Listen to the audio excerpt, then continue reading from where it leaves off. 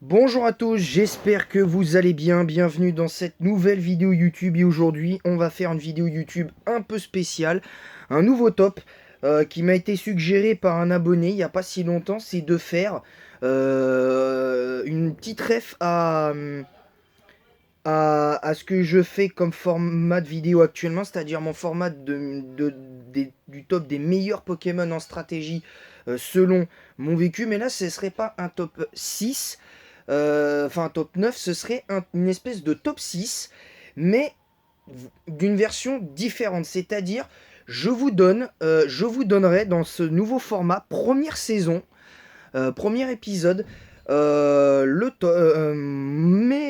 Pokémon par génération de chaque jeu, un top 6 des meilleurs Pokémon à utiliser selon mon vécu en stratégie, selon les jeux, et je ne prendrai par contre en compte que les versions complémentaires, c'est-à-dire par exemple, je ne prendrai en compte que version jaune, je prendrai en compte que version cristal, que version émeraude, que platine. Je rajouterai éventuellement un GSS pour avoir un peu plus de Pokémon pour la 4G. Pour la 5G, je ne ferai que noir 2, blanc 2. Pour la 6G, ce sera Rosa. Ce sera XY Rosa. Là, ce sera la seule génération où on fera ça. La 7G, ce sera uniquement Ultra Soleil et Ultra Lune. La 8G, il n'y a que épée bouclier. Et évidemment, on a j'allais dire une bêtise.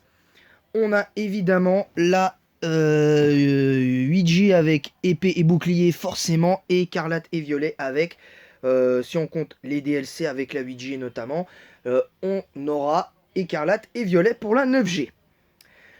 Le premier épisode, on va parler de la première génération et éventuellement, et vous savez que moi j'ai un affect pour la première génération, c'est la première génération avec laquelle j'ai commencé. Alors évidemment, mes équipes de l'époque n'étaient pas terribles, mais je me souviens d'une petite équipe avant de commencer, d'une équipe que je m'étais faite il y a quelques années, où je voulais vraiment, les premières années où j'ai voulu m'améliorer par rapport à l'apparition des réseaux sociaux, etc. Et voilà, je vais vous la dire, mais avant, je voudrais faire une petite annonce. Malheureusement, je suis obligé de repousser à demain mon live Pokémon Urgold en français. Pourquoi? Parce qu'en fait, je n'ai pas de titre de vidéo. Parce qu'en fait, je n'ai pas de titre à ce live-là, tout simplement. Et il faut que j'essaye de trouver un titre. Vous inquiétez pas, ce sera fait demain. Vous inquiétez pas, ce sera pour demain après-midi. Vous inquiétez pas. Donc du coup, il n'y aura que cette vidéo-là. Avec la deuxième génération qui se fera, la vidéo sur ce même format qui se fera demain pour la 2G. Voilà. Mais là, voilà. C'est tout ce que je voulais vous dire. J'ai un petit imprévu. C'est surtout par rapport au, au fait que je n'ai pas de titre au live pour cet après-midi. Mais surtout, c'est parce que je suis sur beaucoup de jeux. Et c'est un peu difficile beaucoup de versions Pokémon. Donc c'est un petit peu difficile de faire un live, un live sur ça exclusivement.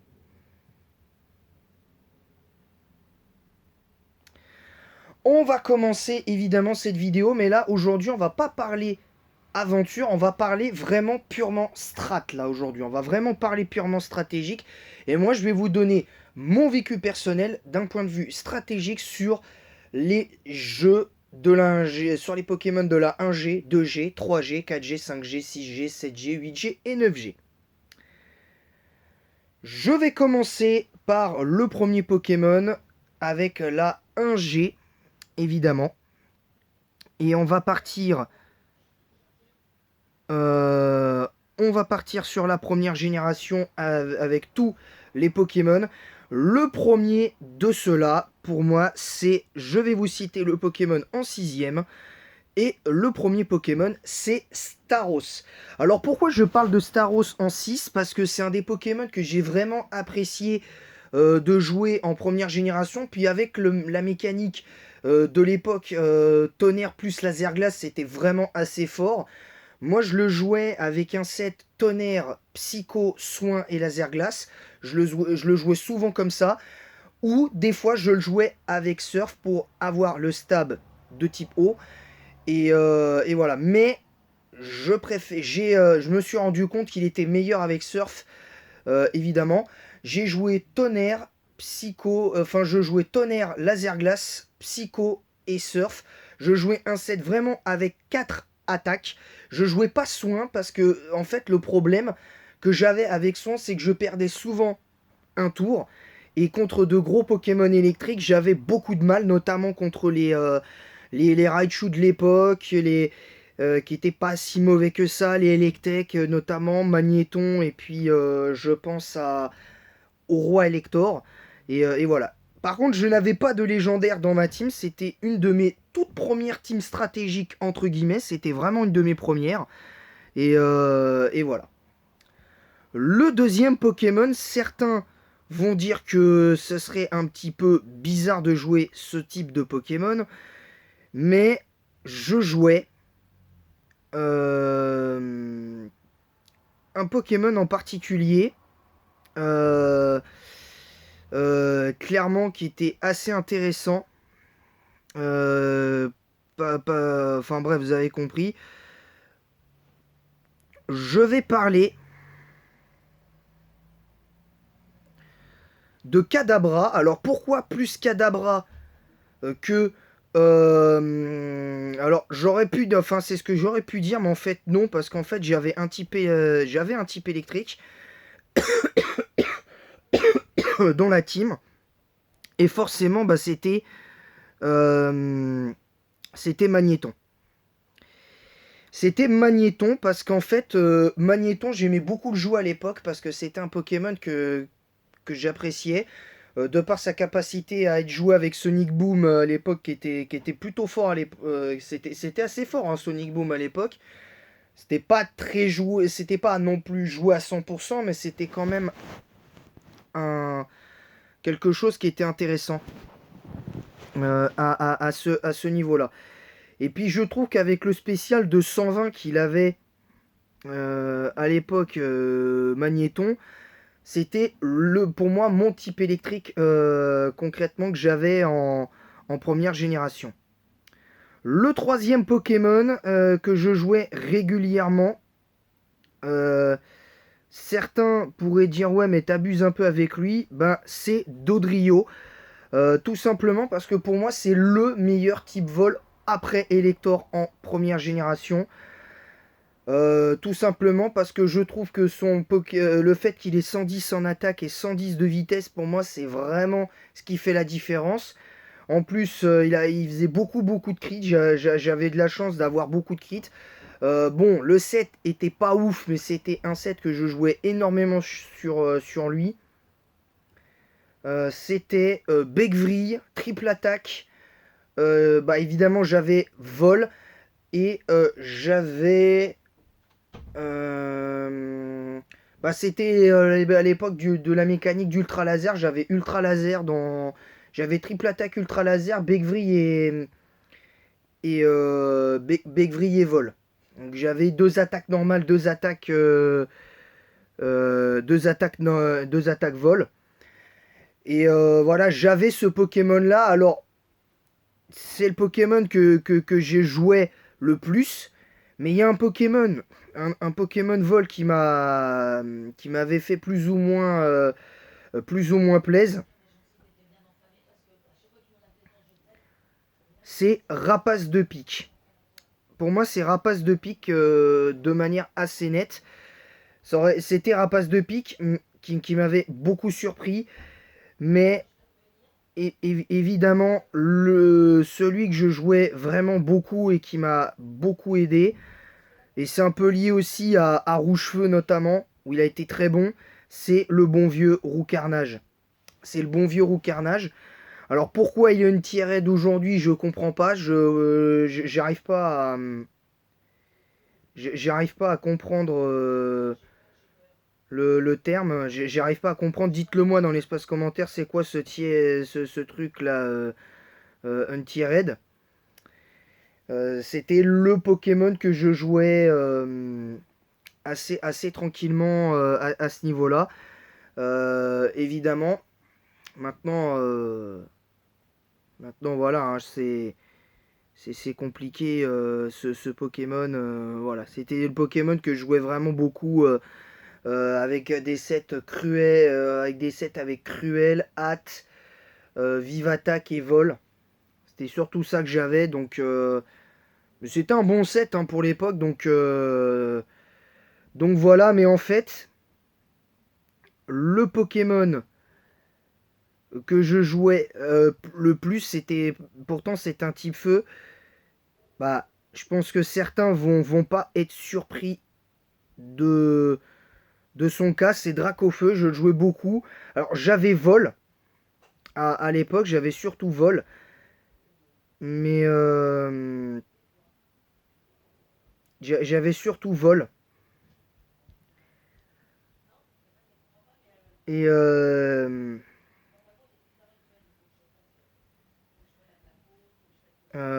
j'avais ça.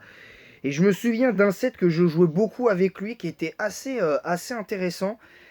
C'était un. J'avais pas Danslam, mais j'avais Tranche. C'était Tranche, Frappe Atlas, Lance-Flamme et Vol. J'avais souvent ce set-là, il marchait plutôt pas mal. Parce que Frappe Atlas faisait des dégâts fixes, donc je faisais toujours d'assez bons dégâts avec Frappe Atlas. Lance-Flamme, je pouvais brûler. Avec Lance-Flamme, je pouvais brûler le Pokémon adverse pour l'incapacité tout au long de la partie. Tranche qui faisait d'énormes taux de crit parce que Dracofeu était assez rapide. Et vraiment, c'était cool. Vraiment, c'était cool. C'était vraiment cool à jouer. Et Dracofeu m'a déjà beaucoup aidé à l'époque en première génération. Donc c'était vraiment le Pokémon à l'époque. Voilà, donc je vous ai cité Staros, je vous ai cité un autre Pokémon. Enfin non, je vous ai cité que ces deux-là en vrai, hein, parce que le troisième Pokémon...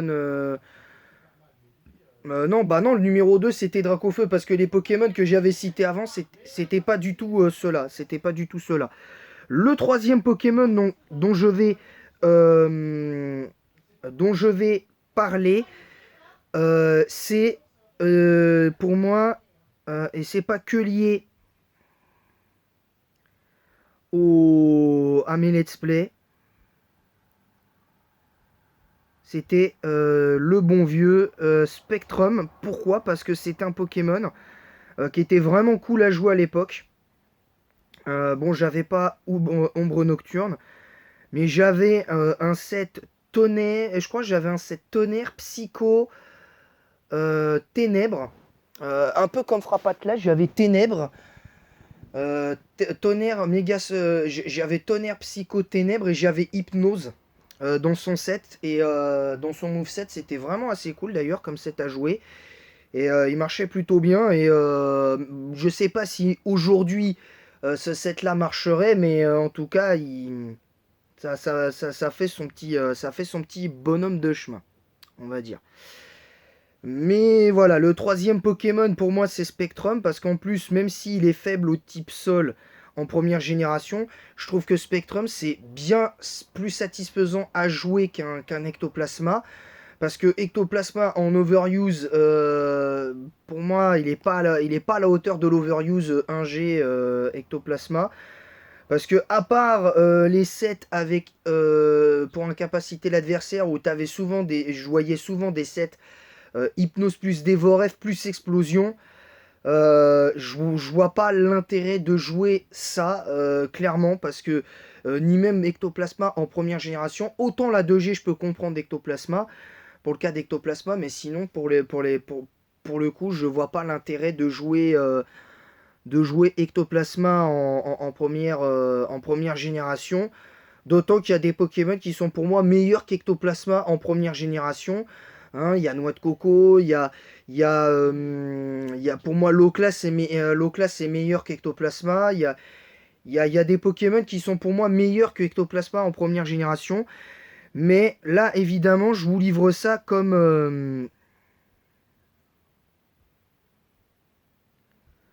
je vous livre ça comme ça me parle. Là, le prochain Pokémon, pour le coup, c'est pour moi en fait c'est un peu compliqué parce qu'après j'ai Dracofeu, je vous ai cité Dracofeu, enfin Spectrum et notre bon vieux notre bon vieux notre bon vieux notre bon vieux Staros. Le prochain Pokémon que je vais citer, c'est Florizarre. Et c'est dur de le dire parce que Florizarre fait pour moi des parties des Pokémon qui m'ont franchement le moins déçu ces derniers temps sur mes aventures en 1G et pas que, parce que même stratégiquement, je trouve que c'est assez cool à jouer.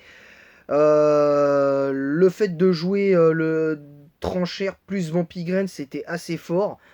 Alors moi, je jouais surtout Trancherbe.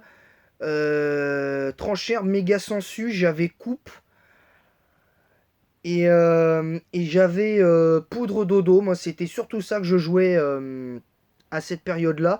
Et c'était pour moi le meilleur set de Florizarre en première génération. Alors, des fois, je jouais plaquage. Enfin, de temps en temps, j'essayais de varier un petit peu les sets. Mais c'était souvent, pour moi, plaquage. C'était souvent tranchère, méga sensu. Coupe et poudre dodo. J'avais quasiment tout le temps poudre dodo dans mes sets. Voilà, le quatrième Pokémon. Le cinquième Pokémon, c'est un type sol cette fois-ci que je vais citer. Et le Pokémon en question, il y en a, ils vont me dire stratégiquement parlant, ça n'a pas d'intérêt, mais en vrai, c'est importantissime. C'est le bon vieux Nidoking.